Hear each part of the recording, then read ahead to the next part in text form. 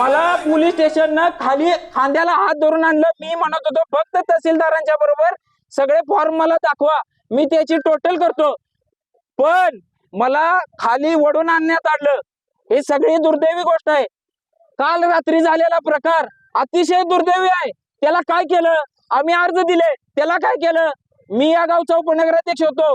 मी कोण आहे माझी हिस्ट्री काढा, का मी या दंगा करायला आलतो हे पण हिस्ट्री काढा. पण ह्या प्रशासनाचा, ह्या पोलीस स्टेशनच्या सगळ्यांचा धिक्कार आहे. तर आपण बघतो यावेळेस कार्यकर्ते जे आहेत ते प्रचंड आक्रमक झालेले आहेत आणि या ठिकाणी प्रशासनाचा आणि निवडणूक आयोगाच्या कार्यपद्धतीवरच आक्षेप घेण्यात आलेला आहे. यावेळेस एक महत्त्वाची बातमी आपण बघतोय. राज्यात कालच नगरपालिका नगर परिषदांसाठी निवडणुका झालेल्या आहेत आणि त्या पार्श्वभूमीवर इथं आता मात्र राज्यात आष्ट्यामध्ये स्ट्रॉंग रूमच्या बाहेर जिथं EVM मशीन्स ठेवण्यात येतात तिथंच गोंधळाचं वातावरण आहे. तिथं राष्ट्रवादीच्या कार्यकर्त्यांनी गोंधळ घातलेला आहे